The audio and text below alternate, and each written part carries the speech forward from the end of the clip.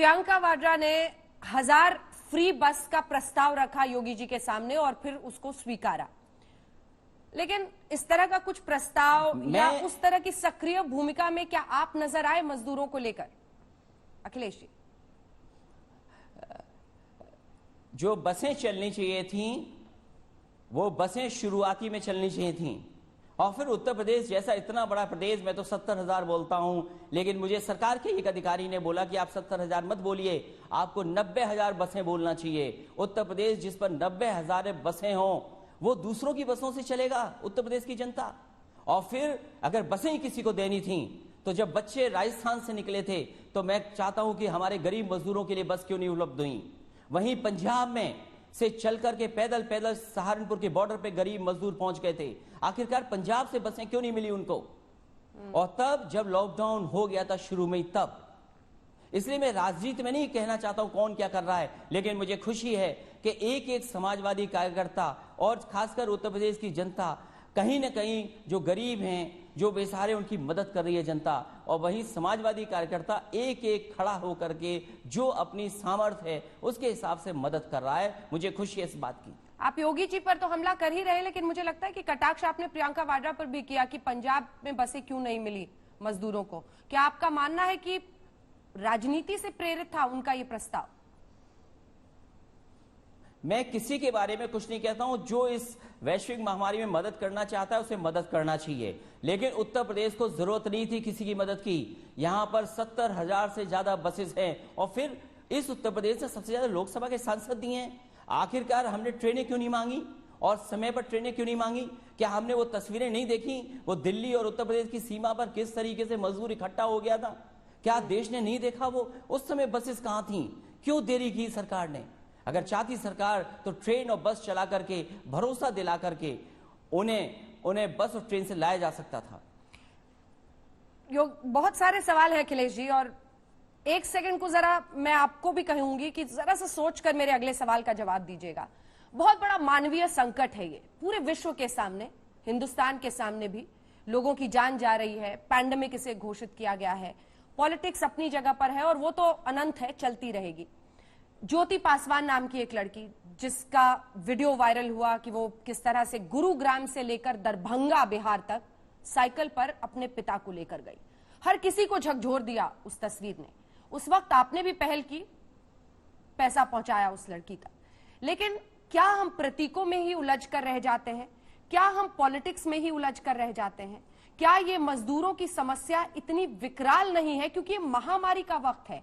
अगर आप बसों से उन्हें पहुंचा भी रहे हैं, ममता बनर्जी कहती हैं कि आपने कोरोना एक्सप्रेस नहीं, श्रमिक एक्सप्रेस स्पेशल नहीं, कोरोना स्पेशल भेज दिया है। मजदूरों को ठूस ठूस कर आप हमारे हर राज्य में कोरोना कैरियर्स की तरह इन मजदूरों को ट्रीट किया जा रहा है। इन सब पे पॉलिटिक्स के ऊपर उठकर अखिलेश यादव क्या कहेंगे? देखिए, जहां तक उस बेटी का सवाल है, मैं उस बहादुर बेटी को बधाई देना चाहता हूं, और जब मैंने उसकी खबर पढ़ी तो उसके बाद मेरी इच्छा हुई कि कम से कम उसका मैं मनोबल बढ़ाऊं और उस जैसे जितने लोग हैं उनका मनोबल बढ़ाऊं, इसीलिए मैंने मदद की थी। लेकिन उससे ज्यादा दर्दनाक चीजें देखी हैं मैंने। बताओ, वो बच्चा अपनी मां को जगाता रहा लेकिन मां जग नहीं सकती थी। क्या ये तस्वीर मैंने अकेले देखी है? क्या सरकार में बैठे लोग उन्होंने नहीं देखी? क्या ये जिम्मेदारी भारत सरकार की, उत्तर प्रदेश सरकार की नहीं बनती थी कि हम गरीब के साथ उसकी मदद के लिए खड़े हो जाएं? हम राजनीति नहीं करना चाहते, लेकिन अगर सरकार ने मदद की होती इन लोगों की तो शायद मैं कह नहीं पाता कुछ भी उनकी सरकार के लिए।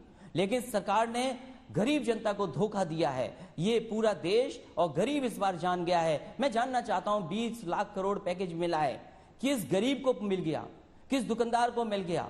आने वाले समय में जो छोटा मोटा काम कर करके कारोबार चलाते थे उनको क्या मिल गया इस 20 लाख करोड़ में? ये सवाल बड़ा है। लेकिन ये इस दौरान एक तो लॉकडाउन लगा और एक लोगों में राय बन रही है, हालांकि आपकी पत्नी डिंपल यादव की कई तस्वीरें हम लोगों ने सोशल मीडिया पर देखी अलग जगहों पर जाकर मदद करते हुए, लेकिन ऐसा लग रहा है जैसे अखिलेश जी का पॉलिटिक्स लॉक हो गया है कहीं। सच है? देखिए, मैं आपको और बता दूं, मैंने जब वो मदद कर रही थी डिंपल और उनके साथ जो लोग भी रहे, मैंने उनसे कहा कि बहुत सावधान होकर के मदद करना। वो मदद के लिए निकले और जहां तक हमारी मदद की बात है, राजनीति में कोई लॉकडाउन नहीं होता। कोई नहीं जानता कि कल किसके सितारे बुलंद हो जाएंगे, या आपसे बेहतर कोई नहीं जानता। जो आज सबसे ऊंची जगह पर है वो हो सकता है वो भी नीचे जाए, और जो नीचे है वो ऊपर आएगा, ये भी निश्चित है। जहां तक समाजवादी पार्टी का लॉकडाउन के समय का राजनीति है, मुझे खुशी है कि लाल टोपी पहन करके एक एक कार्यकर्ता, मैं निकल पाया हूं न निकल पाया हूं, लेकिन एक एक कार्यकर्ता अखिलेश यादव बन करके और समाजवादी पार्टी का संदेश को अपना संदेश समझ करके उसने गरीबों की मदद की। हम ऐसे लोगों को जानते हैं जो पिछले 50-50 दिन से खाना खिला रहे हैं, 50-50 दिन से पैकेट बना करके गरीबों तक पहुंचा रहे हैं। मैं ये कह रहा हूं, ये सरकार की जिम्मेदारी बड़ी है, हम तो थोड़ी बहुत मदद कर सकते हैं, पूरा खजाना सरकार के पास है। अभी तो बजट नहीं खर्च हुआ है, ना उत्तर प्रदेश सरकार का बजट खर्च हुआ है, ना दिल्ली की सरकार का बजट खर्च हुआ। ये दो सरकारों के बजट जो पड़े हुए हैं, जो मार्च में पास हुए हैं, वो आखिरकार गरीब के लिए क्यों नहीं खर्च हो रहे हैं? सवाल ये बड़ा है। इसलिए हम थोड़ी बहुत मदद कर सकते हैं, लेकिन अगर सरकार चाहती तो किसी को तकलीफ नहीं होती, किसी की जान नहीं जाती, और घर सब अपने सुरक्षित पहुंच जाते। और आज उन्हें जो भूख से लड़ना पड़ रहा है, शायद भूख से भी उनको नहीं लड़ना पड़ रहा।